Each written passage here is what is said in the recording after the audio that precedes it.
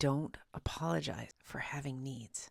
I hear so much guilt from my clients on this topic. It's so common. There's so much shame and feeling weak to admit that you have needs to others, to ask for something, especially a lot of guilt around when you want to do something kind of special. Maybe you want to buy a new outfit or a new pair of shoes. You want to go on a trip. And something like that always seems to require a justification. I'm here to remind you that you don't need to do that. Why do we do this? In this video, I'll show you how to break this self-sabotaging habit and why you must allow yourself to put your own needs first. This is day 4. I am no longer available for apologizing because I have needs. Welcome back to the 365-day slow salve. If you've not met me before, I'm Jacqueline from 8 and 88, where we slow to connect you with your true north. So somewhere in life, we learned that having needs, even acknowledging them, is a sign of weakness or even neediness. Instead, we play it cool. We neglect ourselves. And over time, we start to use other people's needs to mask addressing our own. Why do we do this? It is often rooted in shame. Will I be imposing upon them? Will they think I'm bragging if I say what I really want to do? The trip that I really want to go on, the car that I really want to buy, the house, the location I want to live. We hold back and refrain from the things we need to say out loud, the things we need to do, the places that we want to visit. And it's a form of self-sabotage because you're not allowing those needs of your authentic self to surface. So let me ask you this. What excuse do you use when it comes to your needs? What have you used in the past? Even deeper, what do you need? And if that's difficult for you to answer, just naming one need that maybe has fallen to the wayside or something that you want to get back on track. What is that? What do you need? Let's take a breath here. Let it go. So let me say this. Your needs are important, and you don't need a reason to explain what you want or what you need for anything. You can have needs. Why? Because you exist. I know a lot of people struggle with that too, is you exist. Is that worthy enough of a reason to address needs, to address my wants?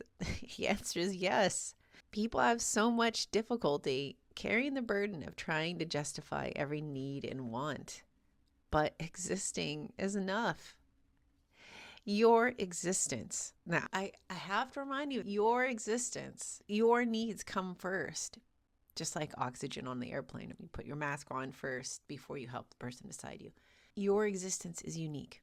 And when you take care of your needs, whether they're necessities or things you would love to do, it empowers you, it inspires you, so you can continue to carry on sharing your gifts, your talents, shine in the world this lifetime in the way that only you can.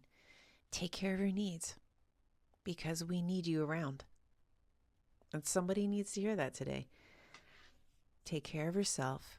Don't make excuses. It'll fill your cup.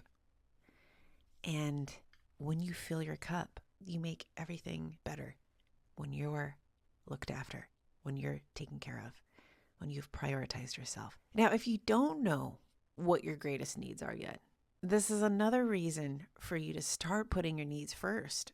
And I mean just basic things. If someone asks you to do a task or texts you and you need to get a drink of water, instead of responding and hurrying up and get back to them, get your drink of water. Put your need first. You see what I mean? This is incremental practices. It doesn't mean all of a sudden I need to take a vacation, so I'm going to go book that now. It can be incremental. And yes, you do need to take a vacation. You need to book that after this video. But if you don't know what you need, as you start beginning to prioritize yourself little by little, taking some time to pause, to listen to what you need, My advice to clients is always start with asking, what would I love? What would feel good right now? What would I love to do? What would be amazing? And start there, because when you start with love, it unlocks the flow of allowing those needs to surface. And that may be a stretch for you, but this is how you begin a lifelong habit of loving yourself 1% more than you did yesterday. Start with, what would I love? And that will be key to showing you what it is you need, and to stop explaining and apologizing for those needs.